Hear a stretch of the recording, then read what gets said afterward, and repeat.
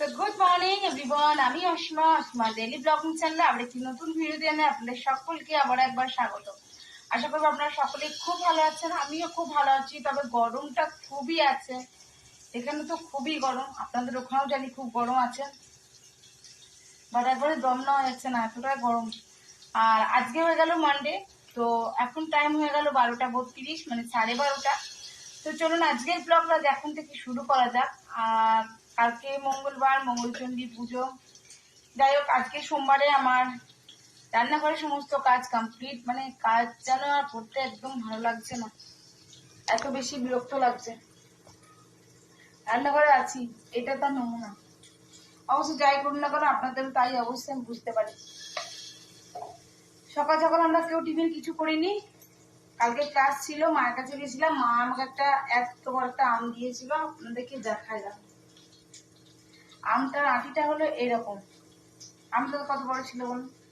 সেটা দিয়ে আর ঘরে আরো অনেকটা আম ছিল, সব দিয়ে আমি করে দিয়েছিলাম সকালবেলায় পেট ভরে খাওয়ার মতন ম্যাঙ্গো শেক।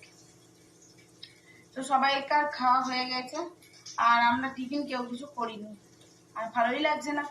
আর এদিকে আজকে মাছের ঝোল, ভাজাভুজি, এই হয়েছে রান্না। আর কালকে ডাল পোস্ত এখনো বাকি পড়ে আছে, ঘুগনিটাও। সো এখন বাজলো 12:34, বাট সমস্ত কিছু কমপ্লিট হয়ে গেছে। আর যেটা আমি করব, হ্যাঁ, সেটা হলো যেটুকু তরকারি কালকেকার আছে সেগুলোকে আবার একটু গরম করে নেব, কারণ আমি আজকে মাছ খাবো না। আমার মাছ একেবারে এমনি ভালো লাগে না। আর আমি এখন যেটা করছি সেটা হলো মাছের ডিমটা ছিল, মাছের মধ্যে যে মাছটা নিয়ে এসেছিল তার এই যে ডিমটা, সেই ডিমটাই আমি এখন ভাজছি। বাকি তো মাছ ভাজা হয়ে গেছে, মাছ ভেজে তরকারিও হয়ে গেছে।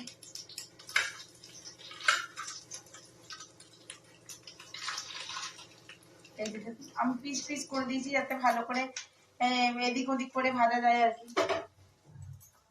আর খুবই ফুটছে তো, ওই জন্য আমি ঢাকা দিয়ে দিচ্ছি। তো বাস, আর কিছু খেতে ভালো লাগছে না। তো চলুন আপনাদেরকেও দেখিয়ে দিই কি কি করলাম একবার। বাকি তরকারিগুলো নিয়ে আসি, তারপর আপনাদের সঙ্গে দেখাবো। কালকে ঘুগনি রয়ে গেছে, মানে রাতের রুটিটা তো মায়ের ওখান থেকে মা করে দিয়েছিল। তো কালকে আসার সময় আমি মায়ের ওখান থেকে রুটিটা করে নিয়ে চলে এসেছি। মা রুটি দিয়ে দিয়েছিল, আর ঘুগনি তো ঘরে ছিল, খেয়ে নিয়েছি।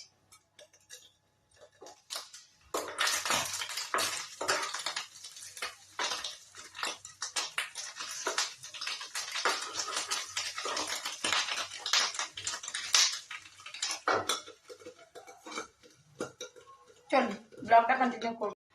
তো আমার পোস্তটা গরম হয়ে গেছে, আর আমি এখন বসিয়ে দেবো একটুখানি ডাল। মাছের ডিমটা আমার ভাজা একেবারে কমপ্লিট। তো কালকে পেঁয়াজ পোস্ত এটা ছিল, আমি গরম করে দিয়েছি। সত্যি কথা বলতে আমি মাছ খাবো না, আমি ডাল আর পোস্ত দিয়ে খেয়ে দেবো ভাত।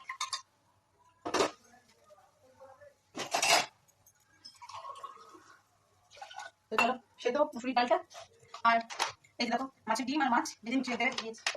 চলো দেখা কি কি হলো, শুধু ডালটা সেদ্ধ হবে।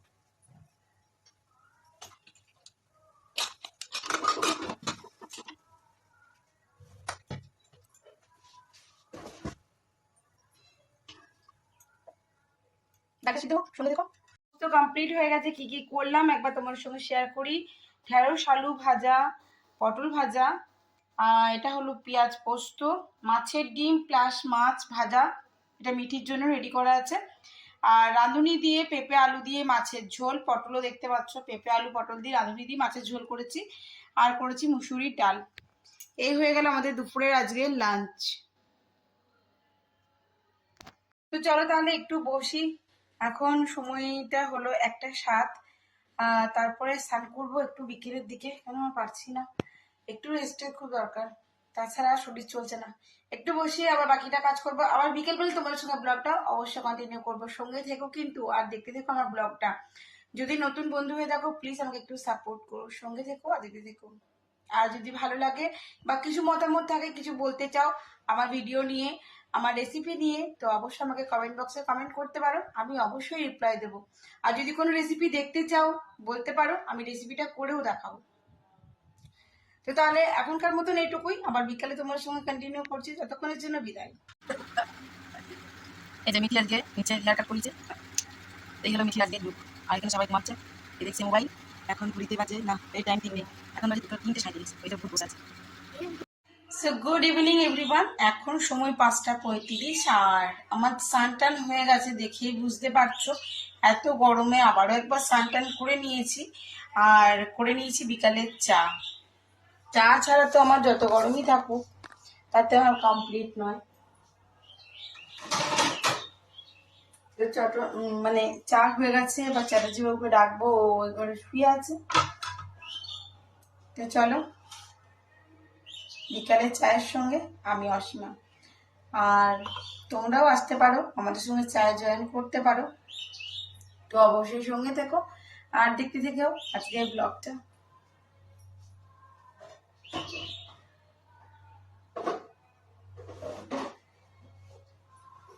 খানিকক্ষণ আগেই আমি কালকের ব্লগটা মানে সানডের ব্লগটা পোস্ট হয়ে গেছে, ঝটপট তোমরা দেখো আর কেমন লাগছে সেটাও জানিও। দেখো এই বিস্কুটগুলো নিয়ে এসেছি, মিষ্টি, খুব একটা মিষ্টি না, মানে আমি আবার খুব একটা মিষ্টি খেতে পারি না।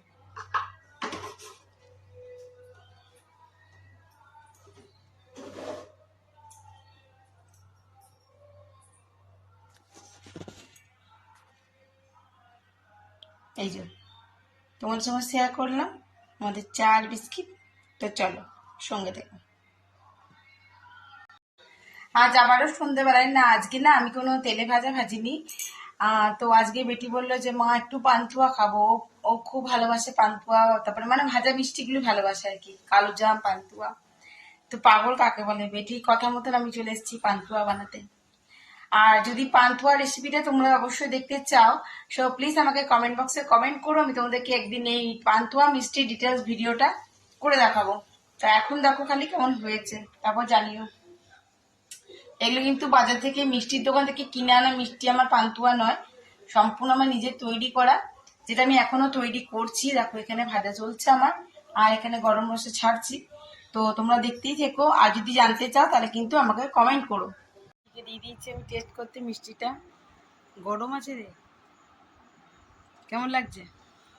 ভালো হয়েছে।